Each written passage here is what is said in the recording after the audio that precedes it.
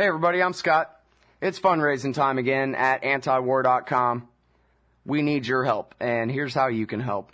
Stop by antiwar.com/donate or call Angela Keaton, our development director, at 323-512-7095. That's 323-512-7095, or you can shoot her an email over to akeaton@antiwar.com.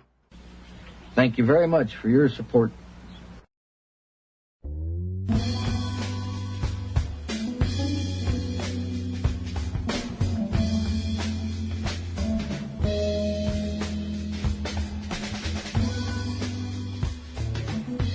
All right, y'all, welcome back to the show. It's Anti-War Radio. Thanks for listening. I'm Scott Horton, and our first guest today on the show is Jason Zanon. Oh, geez, I should have asked him how to pronounce his name right, but that's probably pretty close. He put together this really interesting website. It's called executedtoday.com. Welcome to the show, Jason. How are you? I'm great, Scott. How are you today? I'm doing great. Did I say your name right? It's actually Zanon, but if you grow up a name like Zanon, you learn not to be particular about how people say it. Right. Well, I should have asked you before we went on the air, and then I told you. I'm going to spell it out phonetically here, and then maybe I'll get it right when we go out to the first break. We'll see. Anyway, so Jason Zanon from executedtoday.com. Where'd you get the idea for this site? Somewhere in the dark recesses of the human soul. I think it's just always been kind of knocking around, and it's basically it's an almanac site, ties historical executions to the anniversary dates that they occur. I don't know where it came from, actually. I think it predates the internet. I always had kind of an idea that would be kind of a cool, dark coffee table book, and then sort of the blogging format really made it the way to go. Cool. Well, I've been really enjoying getting these in my email every morning. Everybody, you can sign up for the daily email. It's just like, on this day in history, only every day it's somebody who was murdered by the state. And I guess you don't pick just, Jeffrey Dahmer or I guess he was killed in prison by another prisoner. But anyway, you don't pick regular just death penalty cases, right? This is all political or not all? It's not all political. I really try to cover the gamut. I mean, to me, and other people may have different reading preferences, but I guess, it wouldn't be that difficult to write this site and every single day as someone who killed his wife for the insurance policy or some, miscellaneous mass murderer. Right. But that would be, fundamentally be kind of repetitive. So I do a little of that because that's part of the picture of the death penalty, but it's more interesting to me is when you can use it as a window into some sort of historical situation, just a wide variety of ways that people have lived and died. Now, one of my favorite anti-war conservatives is the great John Basil Utley. He writes for us at antiwar.com, and he keeps the site Americans Against World Empire at againstbombing.org, I think it is. And his mother, Frida Utley, was a famous anti-communist writer back in the days, wrote A China Story, I think is what it's called. And he's the one who turned me on to this site and said I should take a look. And then the link he sent was your coverage of the execution of John Basil Utley's father by the Soviet tyranny. Why don't you tell us that story? Well, and much of what I write is ultimately kind of secondarily sourced. So John Utley himself dug up a lot of this story, as did his mother, over a period of decades. But basically, his father was a Soviet citizen, a Russian Jew, and just got one of these sort of knocks on the door of the apartment in the middle of the night when John was an infant, and they never saw him again. So Frida, in her youth, Frida Utley had been a sort of leftist and met John Utley's father. His name was Arkady. They ended up moving back to the Soviet Union. But this also sort of occurred about the time they were kind of getting disillusioned. So they had actually given John Utley his mother's name, so it would be a little bit easier at passport control if they had to make a kind of quick exit since he had a foreign name.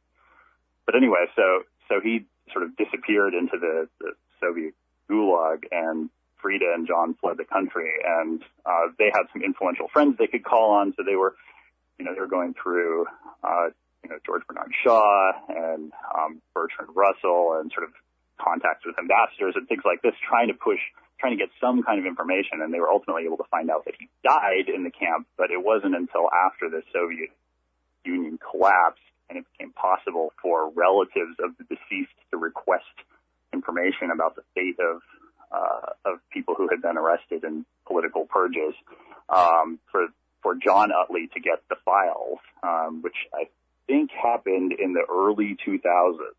It was all at risk of making a mistake. And he ultimately went back and sort of visited the prison camp in the Arctic Circle where it turned out that Arkady had been shot by a firing squad. Yeah, I mean, imagine really living your whole life without your dad and you don't even know what happened to him. You know that the NKVD came and got him in the middle of the night, and that's the last you heard. Right. Jeez. Kind of reminds me actually of a picture that I saw of a maybe 9 or 10-year-old kid in Iraq with a little cardboard sign that said, "Please, where is my father?" I guess it was the American NKVD that came and got him. Right. Yeah, I mean, and one that's of the not what we call them, though. We call them heroes. No, indeed.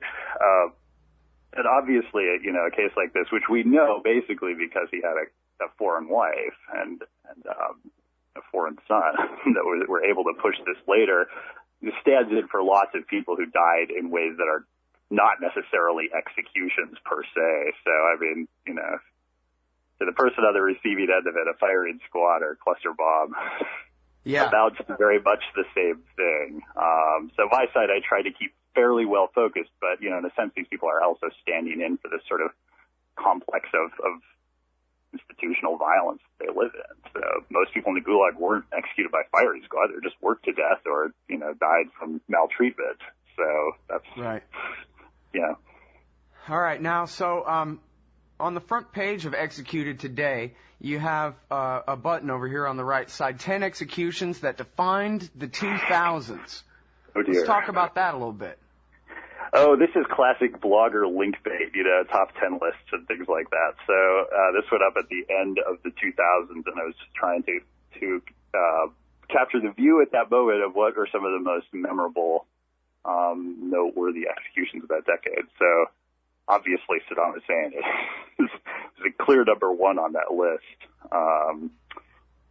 But it's a smattering. It's guys in sort of different situations. The second guy on that list is the former head of China's Food and Drug Administration, says anglicizing the title, who basically took bribes to rubber stamp dangerous products, and China made an example out of him. Shortly before the Olympics, the Bali bombers, the terrorist bombing in Indonesia, were executed in 2008. One of the ones that's sort of most powerful now is Cameron Todd Willingham, who you may remember was the subject of a profile in the New Yorker a couple of years ago. Basically exploded the case, the state's pseudoscience arson case against him. Right, I remember his story. Yeah, explain that one in a little more detail, please. Well, he's one of one of the strongest sort of potential wrongful execution cases, which of course has not been officially acknowledged by the state in any way. And a lot of this information was actually available when he was executed in 2004. His house burned down while he was in it, and his children, I think 3 children, if I've got that right, and he got out of the house, but his very young children did not. And so they charged him with arson, and, sort of based on that and some circumstantial stuff that, like, he was allegedly, he was a party boy, and so therefore the fact that he had kids was going to, was crippling his lifestyle, and he didn't look adequately concerned about getting back into this burning house when he got out. So it's some sort of circumstantial stuff, and they brought in a forensic testimony, which happens very frequently. You get these sort of forensic testimonies that have the imprimatur of science upon them to provide the definitive evidence for the jury, and they say, yes, these burn patterns that we could observe proved that he poured kerosene on the floor as an accelerant, and so obviously he started the fire. Well, and then it came out that, no, they were liars, and the guy was already dead at Rick Perry's hand, right? Essentially, yeah. All right, I'm sorry. I don't want to put words in your mouth. Hold it right there. We'll be back, everybody, with Jason Zanon right after this. I think I said it wrong again, man.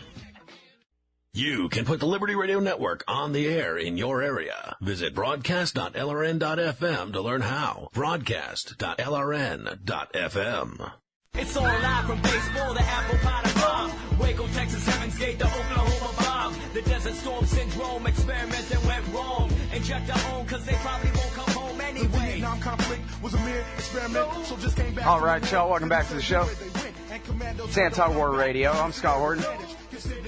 I'm talking with Jason Zanon about this awesome website, executedtoday.com. Sign up for the email list, and you get on this day in history, the state murdered this guy or that lady or whoever. It's very interesting stuff. And we're talking about this guy who was executed by the criminals that run the land of Texas. This guy, Cameron Todd Willingham, 2004, and I'm sorry because we went out to break right at the good part there. You said that the so-called forensic scientist people testified at the trial that, oh yeah, he had poured liquid accelerants all over the floor. Then the state killed him, and then what happened? Well, one of the horrible thing about it really is one can always be in a position to say retrospectively, oh, we screwed up, and that's obviously awful. I mean, the guy is dead, but they were in a position to know that they had screwed up before they executed him. He was convicted in the early 90s, at which point arson forensics was at kind of a folklorish stage where it was sort of little bits of received wisdom that got handed around. This is my understanding as a non-forensic investigator. I welcome correction from anyone who's in that position, but essentially it became a more sort of scientific and objective science over the succeeding years while he was on death row and his appeals were playing out.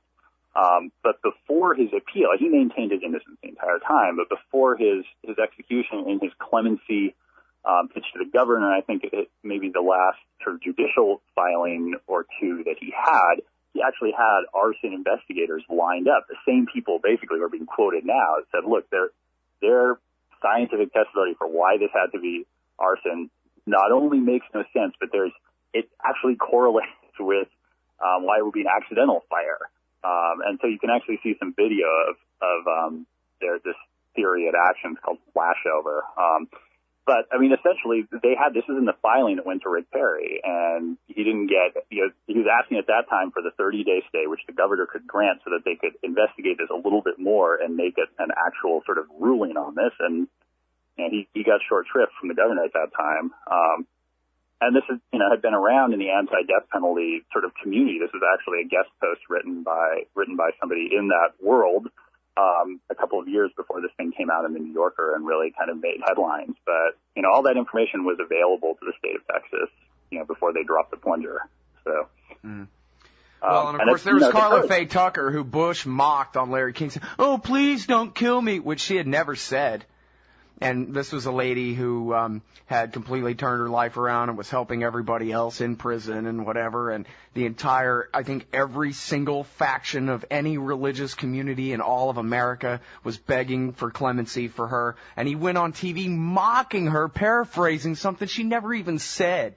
And then that was before the people of this country turned out by the tens of millions to make this man president. After he sat on national TV going, "Oh, man, please don't kill me," in her voice, supposedly. I think that was in a private interview with Tucker Carlson. I could be wrong about that, but he was so Bush shocked Jr. because Bush thought it was a friendly audience, and he thought he could kind of do that kind of stuff. He was so shocked that Bush realized he screwed up. I thought it was Larry King, but yeah, you may be right that it was Tucker put him at ease. That would be everywhere. Yeah, amazing.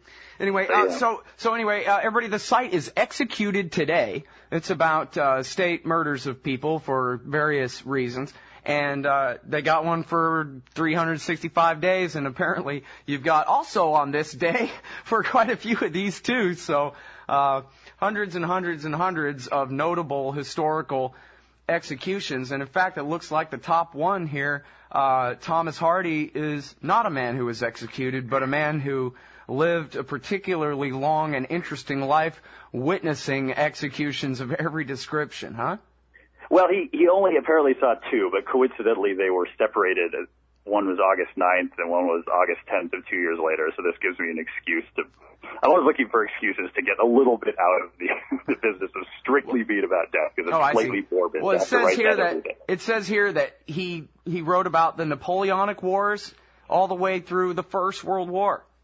Yeah, basically he got sort of, some of his short stories are kind of from stuff that his dad told him from the Napoleonic War days. So there's the link there is to a short story about someone who had a chance to assassinate Napoleon but didn't have the gun.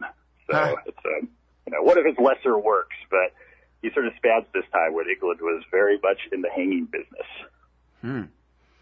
Very interesting. And then, so he wrote about war the whole time, or all different, whatever? Tell us more about this guy. I'm going out of my depth to do literary critique on Thomas Hardy, but he's a gloomy kind of author. Tess of D'Urberville is probably one of his most famous heroines, dies by hanging at the end, and so the one that's actually mentioned this day for August 9th, if you sort of scroll further down on the page, is a woman that he actually saw hanged in 1856, who's thought to be sort of part of the inspiration for that. She was a battered woman who kind of snapped in a confrontation with her husband and hatcheted him to death, and then he was there and sort of witnessed her hanging very stoically and kind of disturbingly sexily. But this thought to have sort of informed this character he created later. So. Wow. So, I guess tell some of your favorites from Executed Today. I was afraid you were going to ask that, and I was trying to think of what they are, because you churn through them so quickly. I revisit some of these things like old friends I haven't seen in a while. Like, oh yeah, I haven't thought of that. A couple of days ago, Hiroshima Day is also the anniversary date of the first use of the electric chair in the United States, which is a fantastic story of Americana. Basically, Thomas Edison was in a PR campaign to save his direct current electric empire, which would ultimately fail because... Oh, man, I don't like where this is going at all. And it's going exactly where you think it's going. No. Tesla had created this much more efficient alternating current, which was being run by Westinghouse, so they were in competition. The word electrocution comes from these traveling road shows that Edison was doing, electrocuting animals, sort of large fauna, up to elephants, to show how deadly alternating current was, his competitor's current, and with the upshot of you don't want to wire houses in New York City this way, because then, like, if you touch the volt, you might just drop dead because this stuff is running around in your house. It was a scare campaign. So the electric chair was coming, simultaneously. New York was looking to replace hanging, which had a couple of botches recently, and so they sort of made a nice little match.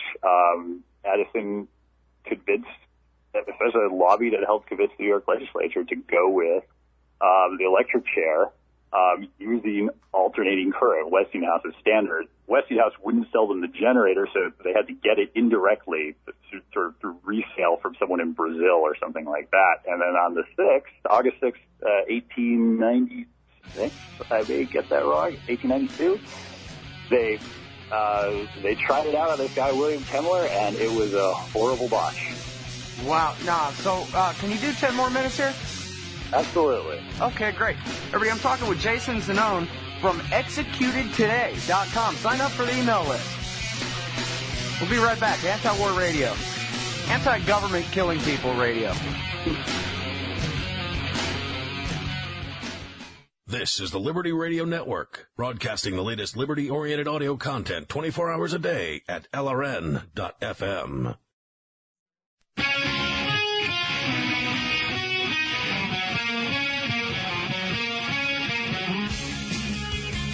All right, y'all, welcome back to the show.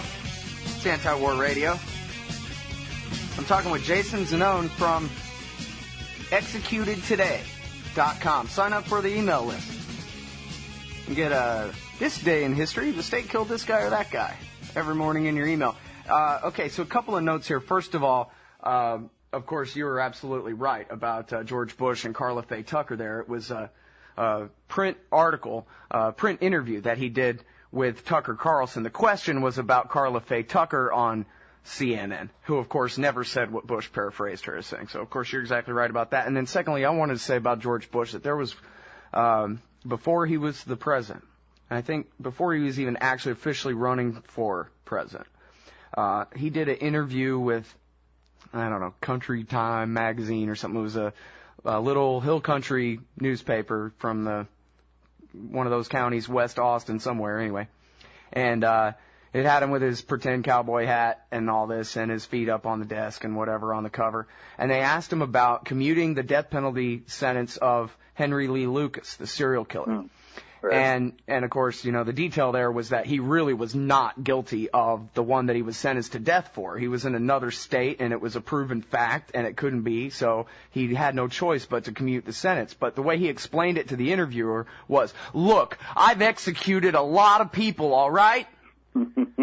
But on this one, the lawyer said I really absolutely had to commute it because he was just in another state, and if we could get him on another one, we'd do that or something. But that was his initial response was, I've executed a lot of people. That's his defense of himself, this guy. Right. Anyway, so we're back to the first, or if you have something to say about that, go ahead. Otherwise, back to this first execution with the electric chair on Hiroshima Day, 1945.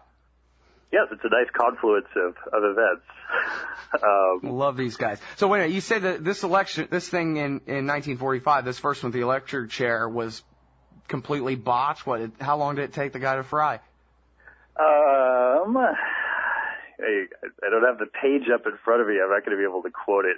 It took him, I believe, 2 or 3 applications of the current. So they ran him through once, and everyone in the room was very nervous, and then they turned it off, and then they realized he was still moving, and forgot the wet sponge on his head. Panic hit the room because they were making this stuff as they went. I guess we better turn it on again. So madness. All right, so tell us some good ones from history. I don't know, World War II or American Revolution or ancient Rome. I don't care. You can do whatever you want. I'm interested. Well, World War II is one of the sort of go-to spots anytime there's kind of a thin date. Obviously, World War II provides legions of potential executions. I think you just had an interview yesterday, I believe you were talking about Andrei Vlasov and some of the guys who were repatriated under Operation Keelhaul. Vlasov's date actually just passed a few days ago, and I took a pass on him because I wanted to do a sort of more thorough treatment, so that means I have to kick it down the road another year. But there's a similar one that we did for the Ukrainian Nationalist Army, which is a really kind of interesting formation. I mean, these guys they're Ukrainian nationalists. There's probably a lot not to like about them, and ultimately they, wanted to. Their aspirations were for statehood, and they were being ground between these two massive tyrannical states, and they probably really had no good choices available to them. But yeah, they basically tried to make nice with the Nazis in order to get out from under the Soviets, and that didn't work, and they were on the wrong side of that after the war, obviously. There's probably no way that story was going to have a happy ending, which obviously was true for a lot of people in that area of the world in the 1940s. Yeah, well, I can't wait to read your write-up of Operation Keelhaul. That's got to be the biggest unreported scandal in the history of anything that ever happened. I mean, when did 3 million people ever get killed at the hands of the Democrats, and it didn't get written down for anybody to read about later? Well, that's amazing.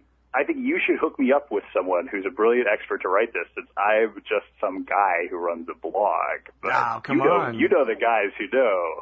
Well, Jacob Hornberger wrote an incredible, that's the interview you're talking about, and he wrote an incredible piece in 7 parts called Repatriation, the Dark Side of World War II. As opposed to the light side of it, I guess. Right. But, yeah, that's the best treatment of Operation Keelhaul I know about outside of books, Right. Well, I'll definitely follow that one up. Some of the best pieces really are the ones where people who are truly subject matter experts get to come in and write about this, because if anything, my expertise is kind of like marshaling a lot of dates, and I end up jumping around from spot to spot, and you know, since I'm trying to write the story of the situation that people are living in, World War II is one thing where we kind of have some known reference points, but you sort of land at an unfamiliar time and place, and the first thing you have to do is try to figure out who are these people, what's going on, why did this person die? So when I'm able to get an expert who really knows the terrain to do guest blogs and interviews and things like that, and we've had people talk about the Great Fire of London. There was a guy who was basically just sort of mentally ill and insisted on claiming credit/blame for it and got hanged as a result, even though nobody thought he was guilty. It's a really interesting case. There's an absolutely heartbreaking case called the Pappenheimers in Bavaria in 1600, and they were basically just sort of poor, itinerant laborers who got caught up in a witch persecution at the wrong time, and they just butchered this entire family in the most horrendous fashion possible in front of their small child who was made to watch this. And then several months later, they decided we better stay on the safe side. The kid might be infernal too, and they executed the kid as well. So, man, human beings are really weird, aren't they?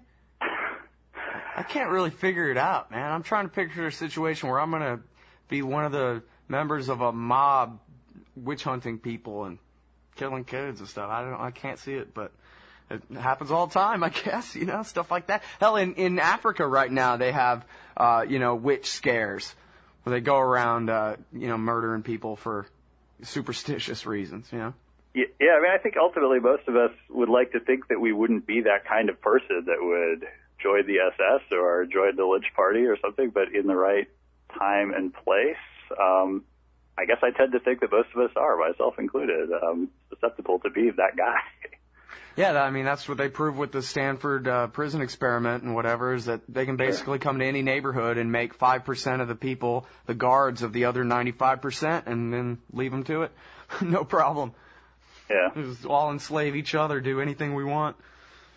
Amazing. It's like, well, anyway. Okay, so different period of history. Like if we go to, say, deeper into the Middle Ages, because I find that this is how I don't do this enough, but this is really how to learn history, is reading biographies and really getting that sense of time and place. Is there stuff that, certain executions of the Middle Ages that kind of really bring you to what it was like in that era? Or pick an era. I don't care. Go ahead. Sure. No, I mean, I guess I just want to be hesitant about saying that it brings you to what it was like, because there are so many other facets. We noticed the witches that get burned, but lots of people who weren't witches lived, other forms of life. There are a lot of peasant revolts in the 1200s, 1300s, 1400s. Basically, they universally get crushed. They follow this predictable script where they'll have some initial success. The peasants sort of angry at the local nobles, and break out in some sort of episode of violence, and often they're going strong for a couple of weeks, but they're peasant armies, and they have to get back to their crops, and the energy dissipates, and they run into armored cavalry or something like that. Mm-hmm. And the peasant leaders just tend to suffer the most horrible possible fates. So there are these stories all over. And many of them become heroes later on, like Georgi Doja in Hungary is kind of in that category. But yeah. Amazing stuff. I highly suggest everybody you check out executedtoday.com. Sign up for the email list there, and there's even a random execution button if you just want to see what you can see. It's like I've been trying to tell you, it's not left versus right, it's the state versus you. Right here, executedtoday.com. Thank you very much for your time on the show today, Jason. Thank you, Jason Zanon, everybody.